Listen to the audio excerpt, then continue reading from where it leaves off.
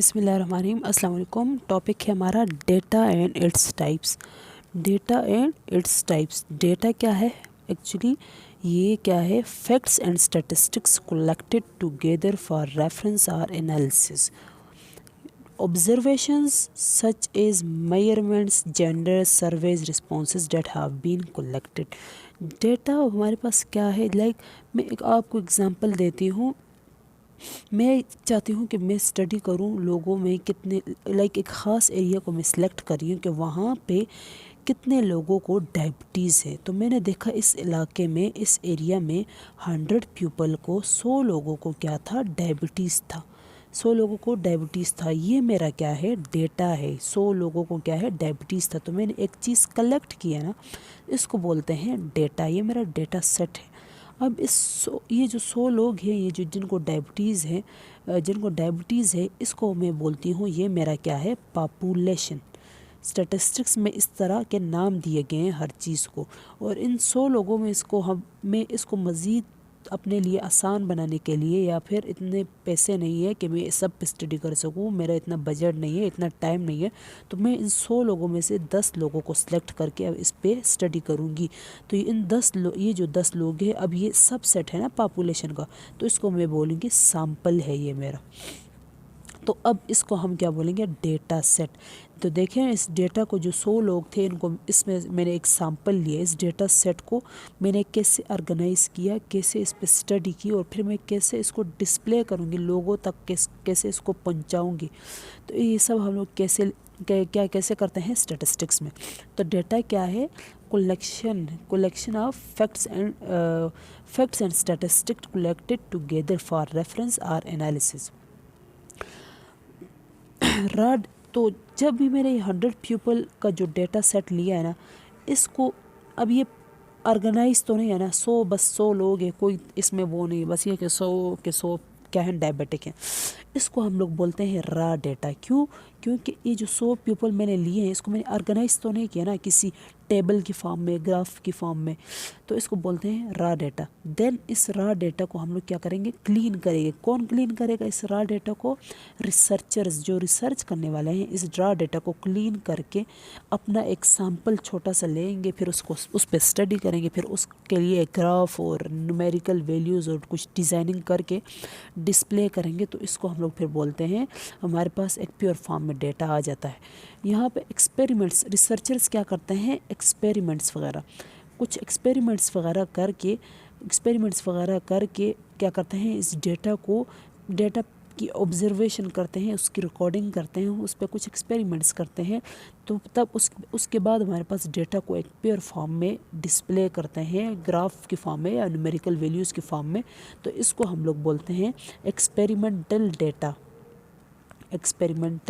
Data को एक experiment के थ्रू जो है वो क्या करना? स्टडी करना। डेटा को हम लोग कैसे प्रेजेंट करते हैं? डेटा की प्रेजेंटेशंस हमारे पास 2 तरीक़ों से होती है। डेटा को हम लोग कैसे प्रेजेंट करते हैं? एक है हमारे पास ग्राफिकल प्रेजेंटेशन, और दूसरा है न्यूमेरिकल प्रेजेंटेशन।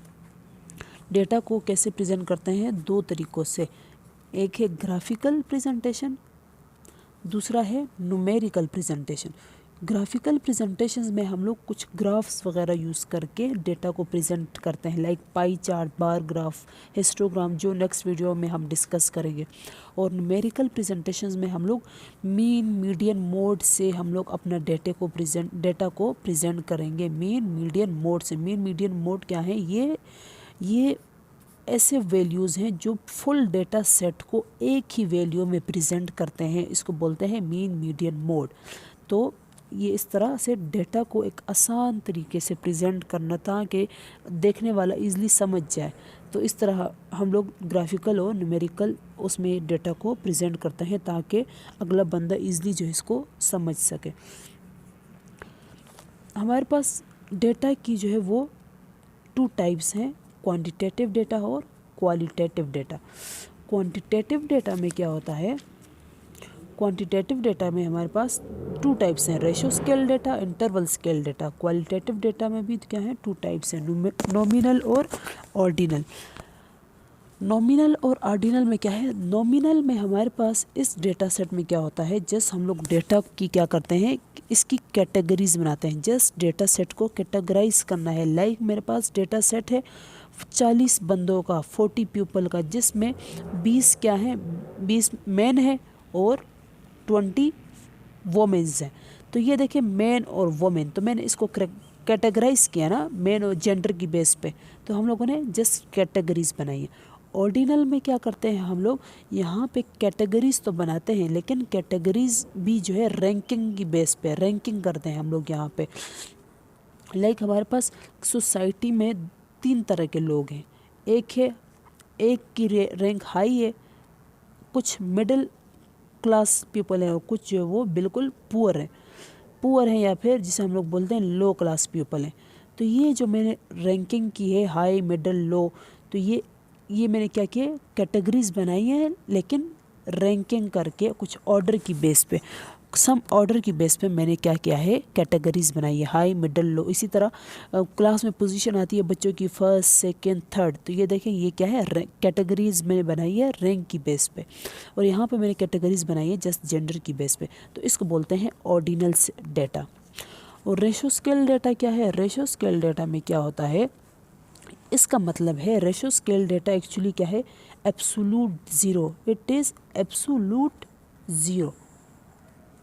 एब्सोल्यूट ज़ीरो का क्या मतलब है, मतलब ये कि यहाँ पे जो ज़ीरो वैल्यू होगी, इसका मतलब ये है कि ज़ीरो अगर नंबर दिया होगा तो इसका मतलब ये होगा कि किसी चीज़ के एब्सेंस का बता रहा है। लाइक अगर कोई बोले आपसे कि इस घर में 0 चिल्ड्रंस हैं, तो इसका मतलब क्या है, इसका मतलब यही है ना कि कोई बच्चा नहीं है इस घर में।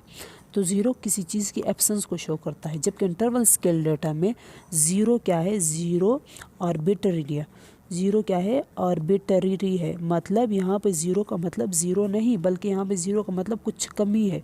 लाइक 0 डिग्री सेंटीग्रेड, क्या मतलब, इसका यही मतलब ना कि टेम्परेचर है लेकिन कम है। इसके अलावा हम कहें कि एक बच्चा है वो क्या है, बिल्कुल ज़ीरो है, इसका मतलब ये, इसका मतलब तो ये नहीं है कि बच्चे को बिल्कुल ही कुछ नहीं आता, मतलब ये कुछ ना कुछ तो आता है इसको। ये भी तो नहीं कि बच्चा बिल्कुल ही समझता नहीं है, नालायक है या बिल्कुल ही डल है। ज़ीरो का मतलब ये कि वो क्या है, थोड़ा कम है, आईक्यू लेवल उसका थोड़ा कम है। तो इस तरह हम लोग डेटा को क्वांटिटेटिव और क्वालिटेटिव उसमें कैटेगराइज करते हैं। इसके अलावा डेटा प्रेजेंटेशन की तरफ हम आ जाते हैं। डेटा को हम कैसे प्रेजेंट करते हैं, डेटा को हम लोग ग्राफ या न्यूमेरिकल फॉर्म में प्रेजेंट करते हैं। क्यों प्रेजेंट करते हैं, जो हम लोगों ने डेटा कलेक्ट किया है उसको ऑर्गेनाइज किया है, उसके हम लोगों ने एनालिसिस करके एक्सपेरिमेंट्स करके उसके बाद हम लोगों ने उसको डिस्प्ले किया है या फिर प्रेजेंट किया है ग्राफ पे और न्यूमेरिकल कुछ न्यूमेरिकल वैल्यूज़ के फॉर्म में। क्यों, ताकि इस डेटा को हम लोग बाकी कंट्रीज़ में पहुंचाएं, बाकी लोगों तक पहुंचाएं और उनको उनके आगे प्रेजेंट करें कि जो मैंने डेटा लिया है उसका रिज़ल्ट ये आया है, और ताकि वो आसानी से समझ सके। तो हम लोग कैसे प्रेजेंट करते हैं, हम लोग इसको डेटा को पाई चार्ट पे प्रेजेंट कर सकते हैं। ये है पाई चार्ट, जैसे मैं यहाँ पे कहूँ कि 70% 70% पीपल, 20% ये और 30% ये, तो इसको बोलते हैं पाई चार्ट। इसके अलावा हम लोग डेटा को प्रेजेंट करते हैं किस पे, बार ग्राफ पे इस फॉर्म में कम ज़्यादा इस तरह हम लोग प्रेजेंट करते हैं। इसके अलावा हिस्टोग्राम पे कैसे डेटा प्रेजेंट करते हैं, हमारे पास इस फॉर्म में जो ग्राफ आता है इसको हिस्टोग्राम बोलते हैं, तो हम लोग ऐसे डेटा को प्रेजेंट करते हैं। न्यूमेरिकल प्रेजेंटेशंस में हम लोग डेटा को मीन मीडियन मोड के ज़रिए प्रेजेंट करते हैं। मीन मीडियन मोड क्या है, ये डेटा को एक सिंगल लार्ज सेट डेटा को एक सिंगल वैल्यू में प्रेजेंट करता है। लाइक हमारे पास 10 लोग हैं, हर एक अपना अपने वेट है, लेकिन ये जो मीन है ये क्या बताएगा मुझे, इन 10 लोगों का एक मीन वेट बताएगा। तो ये 10 लोगों का, जैसे 10 लोग थे, हर एक अपना अपना वेट था, लेकिन इस मीन ने बताया कि 10 लोगों का वेट जो है वो 50 kg है, मतलब इनका मीन वेट 10 लोगों का 50 kg है। तो देखिए ना, 10 लोगों का वेट इसने एक वैल्यू में प्रेजेंट किया, तो इसको बोलते हैं numerical presentation of the data. अब शेप की तरफ आते हैं, डेटा की शेप की तरफ। हमारे पास डेटा की शेप को हम लोग 2 तरीक़ों से मेजर करते हैं, एक कर्टुसिस में और एक स्क्यूनेस में। स्क्यूनेस क्या है, स्क्यूनेस एक्चुअली ये क्या है, मेजर ऑफ एसिमेट्री। ये स्क्यूनेस क्या करता है, asymmetry, measure of asymmetry of data में एसिमेट्री को मेजर करता है स्क्यूनेस। पॉजिटिव आर, इसके आगे 3 टाइप्स हैं, positive or right skew distribution, negative or left skew distribution, normal distribution, ये हमारे पास इसकी क्या है, स्क्यूनेस की 3 टाइप्स हैं। स्क्यूनेस क्या है, एसिमेट्री, कि जब डेटा सेट में एसिमेट्री आ जाए तो हम लोग फिर उसको कैसे ग्राफ पे प्रेजेंट करेंगे। तो नॉर्मल डिस्ट्रीब्यूशन में क्या है, नॉर्मल डिस्ट्रीब्यूशन में इसमें जो हमारे पास जो ग्राफ बनेगा, जो ये जो डंबल शेप कर्व बनेगा, इसकी शेप ऐसे होगी, यूँ होगी, बिल्कुल ऐसे होगी। इसको बोलते हैं नॉर्मल डिस्ट्रीब्यूशन। यहाँ पे स्क्यूनेस जो है क्या है, ज़ीरो है। स्क्यूनेस क्या है, एसिमेट्री क्या है, ज़ीरो है। पॉजिटिव और राइट स्क्यू डिस्ट्रीब्यूशन में क्या है, यहाँ पे जो हमारा जो डेटा सेट है उसको हम लोग ऐसे प्रेजेंट करेंगे। तो यहाँ पे स्क्यूनेस क्या है, स्क्यूनेस ग्रेटर देन ज़ीरो। क्यों क्या है, ये जो स्क्यू है वो किस साइड पे है, स्क्यू टू राइट। तो इसको बोलते हैं पॉजिटिव और राइट स्क्यू डिस्ट्रीब्यूशन। नेगेटिव और लेफ्ट स्क्यू डिस्ट्रीब्यूशन में क्या होता है, इसमें जो हमारे पास जो स्क्यूनेस है वो किस तरफ बनती है, वो ऐसे, इस फॉर्म में। तो स्क्यूनेस यहाँ पे क्या है, यहाँ पे स्क्यूनेस लेस देन ज़ीरो है, मतलब skew to left, skew to left, इसको बोलते हैं नेगेटिव और लेफ्ट स्क्यू डिस्ट्रीब्यूशन। तो ये स्क्यूनेस जो है क्या करता है, इस डेटा की एसिमेट्री के बारे में हमें बताता है। इसके बाद हमारे पास कर्टूसिस है। कर्टूसिस क्या है, kurtosis actually measure peakness of distribution of the data. ये कर्टूसिस क्या चीज़ मेजर करता है, किसी भी डेटा सेट का पीकनेस को ये मेजर करता है कर्टूसिस। तो हमारे पास 3 तरह के हैं, प्लेटिकर्टिक डिस्ट्रीब्यूशन और लो डिग्री ऑफ पीकनेस, नॉर्मल डिस्ट्रीब्यूशन या फिर मीजोकर्टिक डिस्ट्रीब्यूशन, लेप्टोकर्टिक डिस्ट्रीब्यूशन या फिर इसे बोलते हैं हाई डिग्री ऑफ पीकनेस। प्लेटिकर्टिक डिस्ट्रीब्यूशन में क्या होता है, यहाँ पे जो हमारा प्लेटिकर्टिक डिस्ट्रीब्यूशन में जो हमारा कर्टूसिस है, जो हमारा पीकनेस है वो क्या है, लेस देन ज़ीरो। यहाँ पे जो कर्टूसिस की जो शेप है, डंबल शेप, वो इस तरह बनती है। एक कर्व जो है वो हमारे पास ऐसे बनता है। तो यहाँ पे जो कर्टूसिस है लेस देन ज़ीरो, पीकनेस जो है वो लेस देन ज़ीरो है।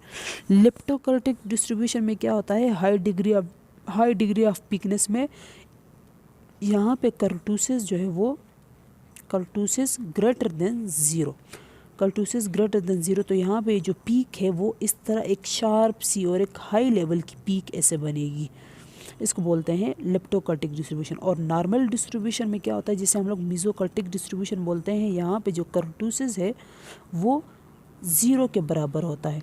तो यहाँ पे कैसे बनता है, यहाँ पे हमारे पास जो पीक है वो किस फॉर्म में बनता है, वो इस फॉर्म में पीक ऐसे बनती है। यहाँ पे बिल्कुल ऐसे, यहाँ पे जो पीक है वो थोड़ी ऊपर, और यहाँ पे बिल्कुल एक हाई लेवल की पीक बनती है। तो इसको बोलते हैं कि हम बोलते हैं कर्टूसिस के हम लोग कैसे जो है एक डेटा सेट में पीकनेस को जो है वो मेजर कर सकते हैं थ्रू कर्टूसिस।